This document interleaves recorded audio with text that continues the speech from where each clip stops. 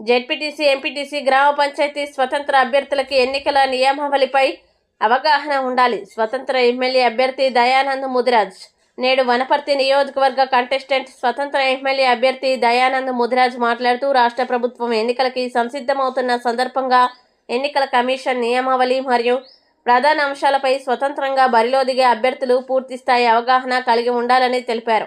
Nomination అనంతరం ఎన్నికల సమయంలో ఎన్నికల నియమావళి తెలుసుకునే లోపే ఎన్నికలు ముగుస్తాయి కనుక స్వతంత్ర అభ్యర్థులకి ఓటింగ్ శాతం తగ్గే అవకాశం ఉంది. ప్రధానంగా రికగ్నైజేషన్ పార్టీలకి ఎన్నికల అధికారులు నియమావళి గురించి పార్టీల నాయకుల నుంచి సలహాలు సూచనలు తీసుకుంటారు.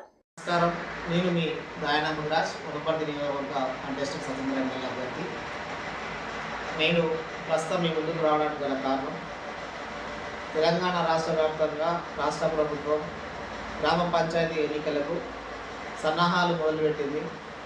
నేను ఈ యొక్క గ్రామ పంచాయతీ ఎన్నికల్లో వార్డు ఎన్నికల్లో పాల్గొన్నటువంటి అభ్యర్థులకు తెలియజేయడం ఏంటంటే, ముఖ్యంగా ఇండిపెండెంట్గా స్వతంత్ర ఎమ్మెల్యే అభ్యర్థులకు మేము తెలియజేయడం ఏంటంటే, నేడు ఎన్నికల కమిషన్ ఇచ్చేటువంటి సలహాలు, సూచనలు, రూల్స్ అండ్ రెగ్యులేషన్స్ని మనకు క్షుణ్ణంగా తెలియాలంటే ముఖ్యంగా ఇండిపెండెంట్ అభ్యర్థులకు చాలా వరకు తెలియదు.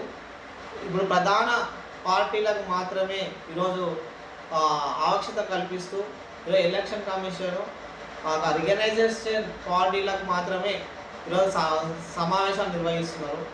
స్వతంత్రంగా పాల్గొన్నటువంటి అభ్యర్థులు, ఎన్నికల్లో పాల్గొన్నటువంటి అభ్యర్థులు, సర్పంచులు కావచ్చు, వార్డు మెంబర్లు కావచ్చు, ఇతరత్ర అభ్యర్థులు కావచ్చు, ఇప్పుడు ఎలక్షన్ టైంలో వాళ్ళు వచ్చి ఆ ఎలక్షన్ నామినేషన్ ఇచ్చిన తర్వాత ఆ ఎలక్షన్ రూల్స్ తెలుసుకోవడానికి సమయకాలం పూర్తవుతుంది కనుక వాళ్ళ ఎలక్షన్స్కి ఆటంకం కలిగే అవకాశం ఉంది కనుక మేము ఈరోజు తెలియజేసేదంటే, స్వతంత్రంగా పాల్గొన్నటువంటి అభ్యర్థులకు మేము తెలియజేసేదంటే, ఎన్నికల సమావేశంలో జరిగేటువంటి అంశాలు ఏంటి, రూల్స్ అండ్ రెగ్యులేషన్స్ ఏంటి, కోడ్ నియమావళి గురించి తెలుసుకోవాలి, వారి యొక్క క్యాంపైనింగ్ గురించి తెలుసుకోవాల్సిన ఆవశ్యకత ఉందని నేను తెలియజేస్తున్నాం.